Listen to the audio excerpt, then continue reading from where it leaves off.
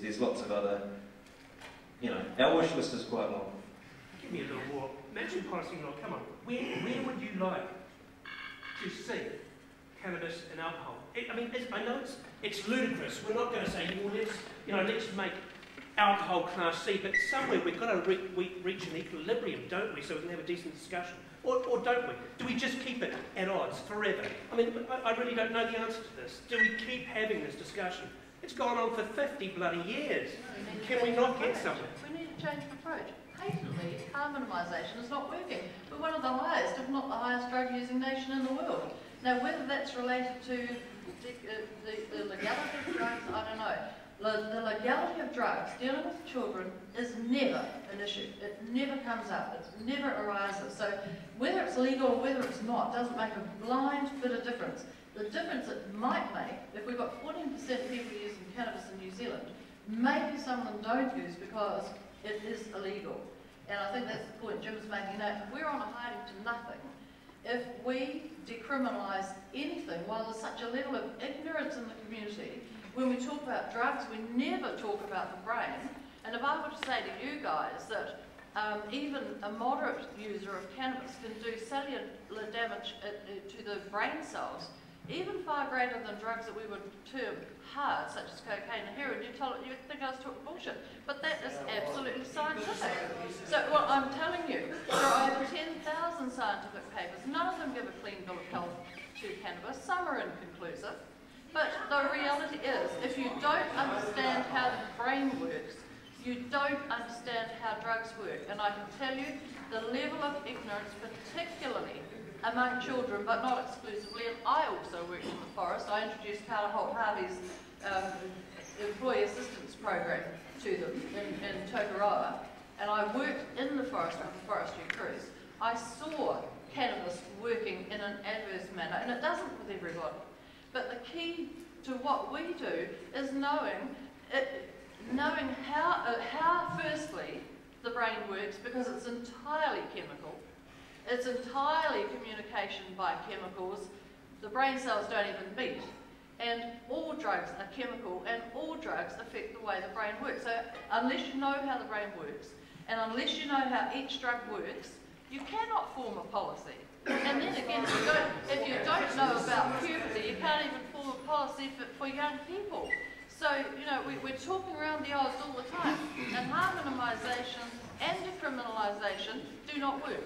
I wrote a paper in 1994 or 5 calling for some kind of penalisation. I just found an old copy of it. That resulted in a policy, a United Party policy called Drugs, the Brain and the Law. And it's because I believe we don't go totally the wrong way about formulating our drug policy. It's a health issue, it's not a legal issue. But, in Jim's defence, if we try and decriminalise or reduce some legal sanctions on drugs while there's the level of ignorance in our community that there is now about drugs, we're riding for a fall. So we keep locking them up in the meantime? No, we don't. Okay. We don't do that. And John asked so an immediate moratorium on cannabis that's right. That's in my policy, a 2-year moratorium, exactly that. What do you think of that, Jim? So we can educate. I come from decriminalisation from a diametrically opposed position to what other people come. But the outcome might be better.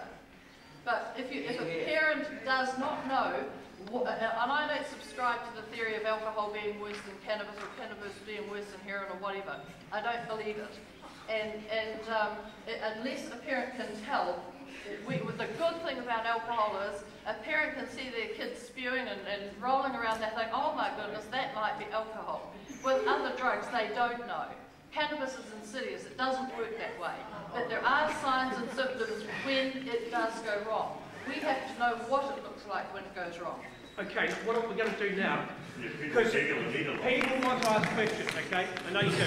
There are 2 working microphones, so be kind for goodness sake.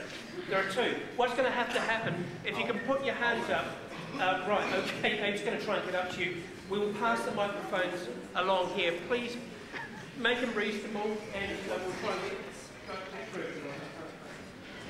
You pick the person. Oh, well, I'm picking? Oh, first I saw it at the back there. front of your phone.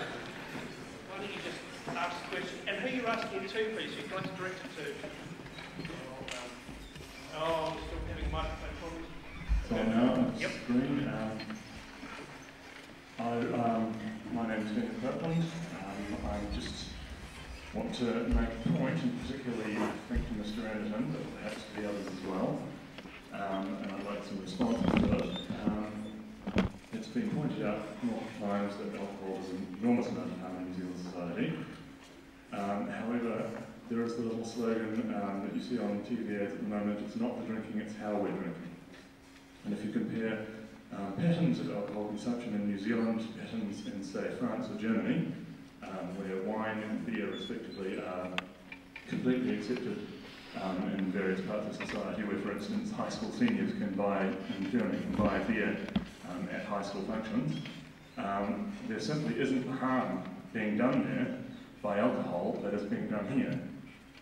And the reason is historical, and basically it goes back to the simple fact that in the English-speaking countries, in the early part of the century, alcohol was prohibited. Question? Well, I'd like some comments on how that affects your view, since on the one hand it points out that prohibition is a cause of harm even after it's stopped. The other point, unfortunately, is that simply taking away prohibition doesn't fix the problem. So I would like comments on how that affects your position. Well, I must admit, I'm not really clear what you're asking. Are you asking whether I'm for prohibition of alcohol or against it, or is that it? Is that simple? Just give us marks.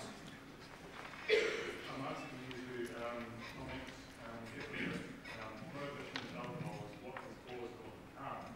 Is prohibition a wise choice? Well, I really accept that there are some cultural issues in the way in which we handle alcohol in this country. There's no question about that. And there seems to be a predisposition in New Zealand. I'm not,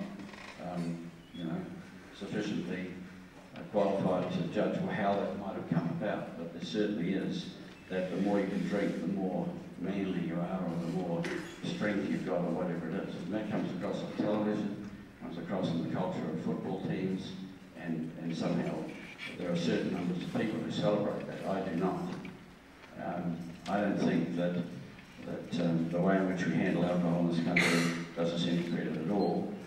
If there's an answer to that, that's fine. Obviously, it has to be part of the general environment in which we grow up, and the example we get, I don't think kids are born as binge drinkers. They've got to pick it up from somewhere, most likely from the home environment in which they're living. To be honest, that's where it comes from. But that doesn't solve it, and I don't think that right now prohibiting alcohol is an option. You know, I might say in a different world that I'd support that. But right now, if you ask me, could we do that and would it work, I don't think it would. But if you ask me whether there's any merit in having more harmful drugs, because alcohol is a drug when it's abused, and more than tobacco, which kills 4,500 people in New Zealand every year, if we want more of that, we need more of them, like we need a hole in the head. We've already got enough, thanks very much. Point, Jim, though, it's not about more, is it? We've already got them. They're already here, so how do we handle what we got? It's still that problem of two different faces to the same coin. Now, I'm not going to win this here in terms of trying to be able to find a solution, but isn't there some way we can move this debate away from the polarised, no you can't, yes you can, no you can't, is there not middle ground? Schedule D, is that not middle ground? Well, Schedule D was recommended by the Expert Advisory Committee, who have a number of very well qualified and eminent clinicians on it. That was recommended for BZP, for example, in terms of the era we had no evidence of its harm. Once we had evidence of the harm, they reported it to me as Associate Minister. Once you know that the experts, which you're not going to second guess, and I'm not going to try that, have said this is harmful, what do? You say, oh, well, don't worry about it, let's just carry on as though nothing's changed. If you say, I'm not going to do anything unless there's evidence of harm, and they say, we haven't got the evidence, so we shouldn't do anything except have a minor degree of regulation. And to say that nothing was done is just rubbish. This was monitored. There were people who were warned about the way in which they were advertising and all the rest of it while we did the research. Once the research was done, the recommendation was we should take action, and that's exactly what happened. May I? Okay, question here. Peter, Sorry, it's just general.